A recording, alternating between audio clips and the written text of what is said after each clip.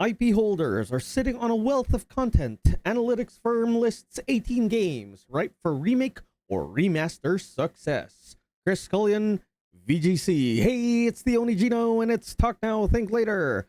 Let's look at the friggin' news. Ampere has identified titles likely to succeed based on its data and research.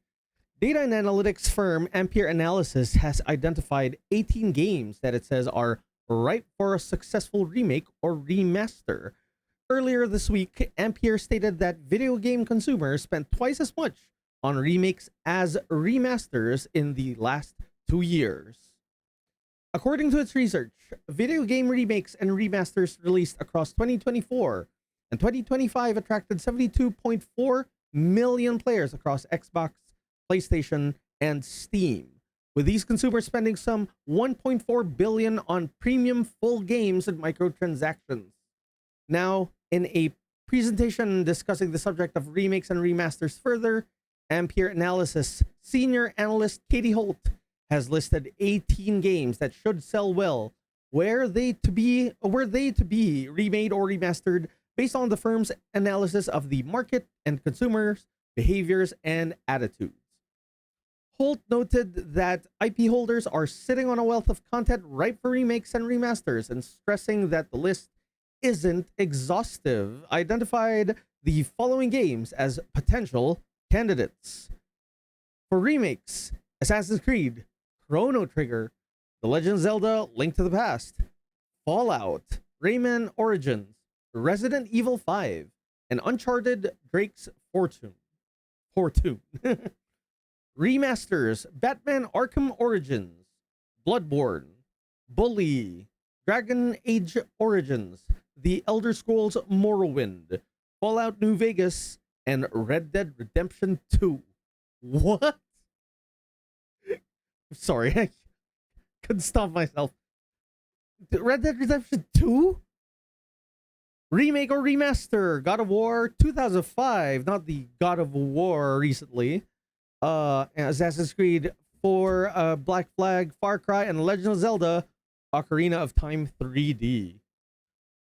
The presentation then chose 5 of these examples and broke them down further, explaining how their research identified them as prime candidates for remakes or remasters, suggesting that the original God of War could work as either a remake or remaster. Hull pointed out that the game was released in 2005 and that in 20 years since then, the series' hack and slash gameplay has been refined thanks to the RPG elements introduced by the 2018 reboot. Holt noted that Ampere's analysis finds that over 20% of players in each age group under 45 have stated that they're fans of the God of War franchise, and that the series still has an active community with a peak of 11.45 million monthly active users in November 2022 when God of War Ragnarok was released, and still healthy 2.4 million users in September 2025. Wow. She also warned, however, that simply remaking the game wasn't a guaranteed success. Fans praised both combat and narrative for the earlier God of War titles, and deviating too far from these could cause backlash from the original fans, she said. However, expanding the narrative and cinematics and updating some gameplay elements may broaden the title's appeal. Bloodborne was another highlighted example. Ampere has highlighted that as a potential candidate for a remaster rather than a remake, with Holt noting that it was a PS4 title.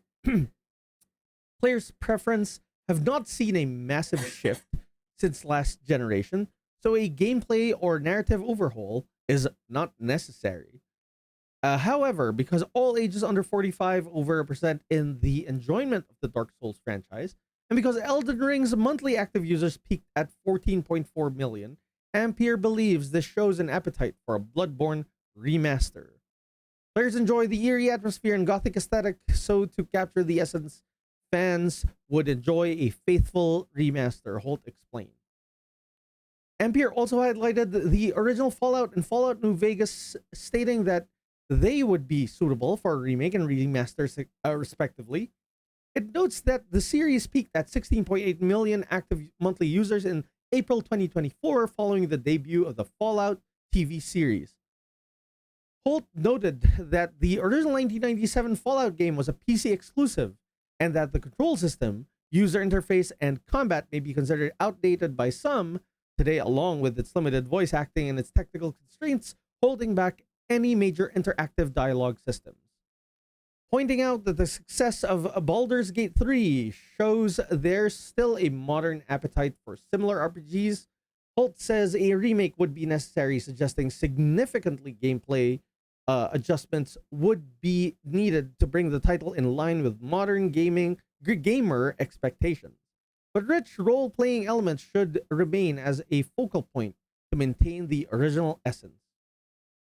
Fallout New Vegas, however, would only need a remaster, in Ampere's opinion, excuse me, because the game's narrative legacy comes from its consequence-driven dialogue choices, meaning it needs a visual overhaul more than a mechanical or narrative one. Bringing the graphics to modern platforms would encourage original fans to revisit the title.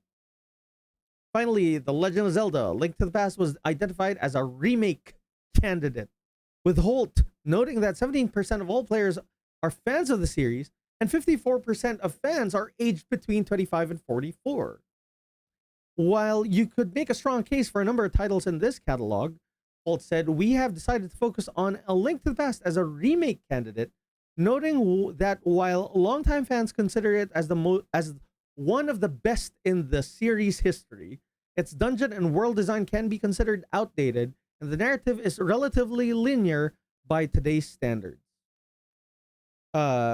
Searching for The Legend of Zelda: A Link to the Past remake on Reddit returns 48,000 results, Ampere's analysis shows, and the company has suggested that Nintendo could take a faithful retro modern approach to the remake, similar to that used for the Link's Awakening remake in 2019.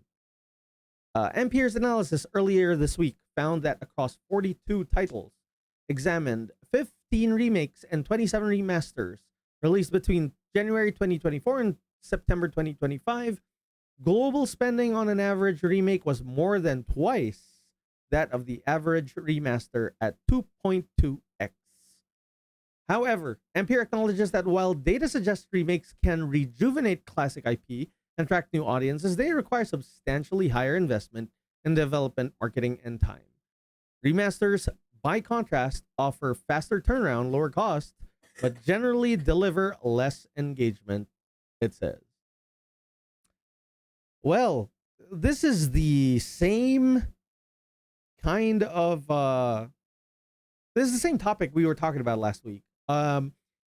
This is a pretty long article. I think we've discussed enough of like what is a remake, what is a remaster. They're all really muddy right now and everything. I also, it's not that I doubt this research. I'm just very interested to know like how they came to conclusions with all of this. Is it just like the number of like active participants on Reddit? Did they profile a lot of the people who played a lot of these games like Link to the Past, etc., etc.? There's a lot of games out there, and how did they get to a short list of which games to, I don't know, ask about, right? Like tested everything, and like how did they make the, I guess, like the definition of remakes and remasters clear and well defined between their survey subjects, or if it's not a survey, it's like how do they know that like a person that they're interviewing or whatever meant a remake versus a remaster? Because again, like the remakes remasters thing is a little, yeah, it's just a little complicated to explain. But like I'm just curious. But say the data is clean, say the data is fine. I just want to quickly go through this list. So remakes, you know what? Let's go to remasters first. Batman Arkham Origins, I've never played it, so remaster, that's fine, okay. But I feel like Batman Arkham Origins is like early 2000s or something like that.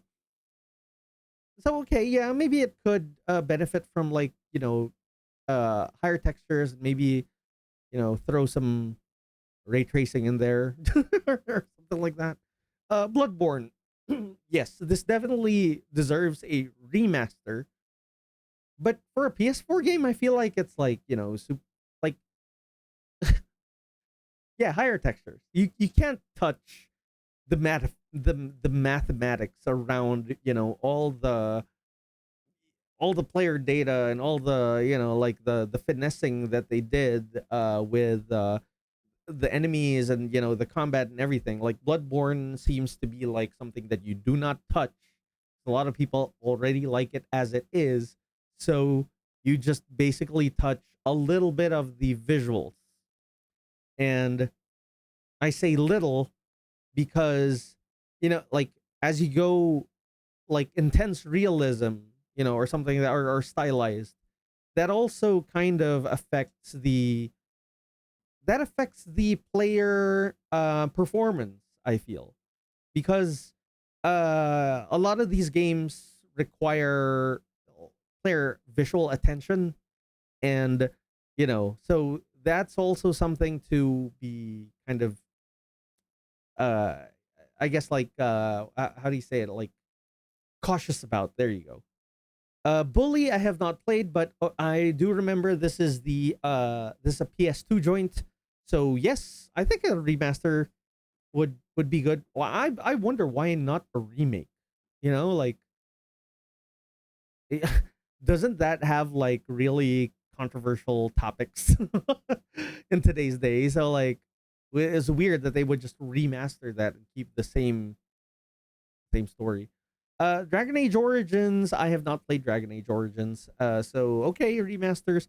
Elder Scrolls Morrowind. I haven't played this, but I know that this is such a momentous um release of the Elder Scrolls franchise. And yeah, I can see the remaster. Yeah.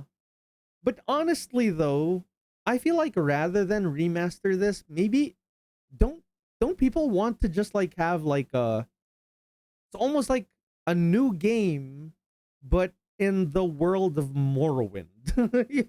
Like, are you really going into this game for the story, or are you getting into this game for the world?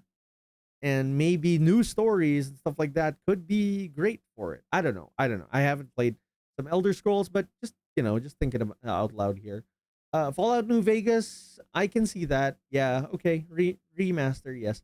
Red Dead Redemption 2, man, that's something I don't understand. Are we remastering that now?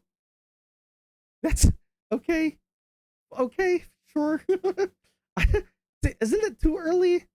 Yeah, I just feel weird about that. Okay, remakes. Let's go through this list. Assassin's Creed. Yeah, the first one. Yeah, probably they might want to reboot even the whole idea of Assassin's Creed, because like the first one doesn't really, as I am aware of, doesn't really align like the theme wise and like, I guess, gameplay wise as well. In recent Assassin's Creed releases, the sequels. Um, I can't really say much about that, but I just I know that it deviated away from the original premise of what Assassin's Creed was. So yeah, it would be interesting, and a lot of players would probably be interested in getting to know the world of Assassin's Creed. Chrono Trigger remake. Okay, touchy, touchy, touchy subject for me. I don't know. I don't know. Part of Chrono Trigger is the pixel art. Like, yeah, I don't know. I I don't know. I'm gonna wash my hands from this. I don't know. I'll be okay being blown away if a new Chrono Trigger gets out there. But right now I'm like, Nah, man. It's like Back to the Future, man. No remakes, no remasters, no recasting, none of it. At least just for me. Legend of Zelda: Link to the Past. Now I get this one. Yeah, yeah. Link's Awakening treatment. Yeah, yeah, of course. Um, I will say though that I want Nintendo to push this further a little bit more. Shouldn't be a one-to-one like Link's Awakening kind of thing, or it shouldn't deviate so much. But I don't know. There's just this like insanely immersive experience that I've had playing this game in its original form that I think, I don't know, a little bit of more of a push, like maybe, more diorama realism, or less toy looking, like, or maybe some shifting camera angles or whatever. I don't know, but I'm sure Nintendo has some plans for that. Fallout remake, yeah, I can see that. Yep. Rayman Origins, really, out of all the games, Rayman Origins was one of them. Okay, sure. I didn't know people were clamoring for a remake. Yeah, I can't even. Resident Evil 5. Is Resident Evil 5 the one with the giraffe on the logo? Or was that 6? Anyway, sure. Sure. Yeah, Resident Evil, sure. Remakes, sure. Uncharted Drake's Fortune. This just feels weird. I don't know. It's already super cinematic and everything, and I don't know why they would want to remake that. Why don't they just make a new game, or something? But I guess like it's a Thief's End, the latest Uncharted one. Okay, last part of the list here. Remake or remaster. This is weird. God of War 2005. This one, God of War 2005. Okay. I mean, this might be in the middle of a remake and remaster. Just like super updated graphics, but you have the hack and slash character action theme again, and maybe quality of life and just extra gameplay challenges there. Like tech trees and stuff. I don't know. Maybe the article said it. Assassin's Creed 4 Black Flag. I have been hearing a lot of good things about this game. Remake or remaster, okay.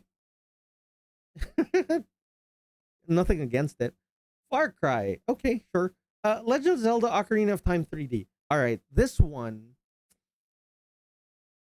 yeah, I'm leaning more towards to. I'm leaning more towards a remake here. I think they can make this experience.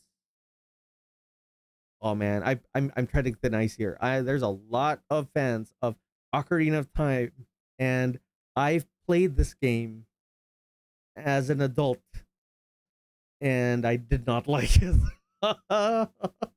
And I know it's either Link to the Past, Ocarina of Time, or Breath of the Wild.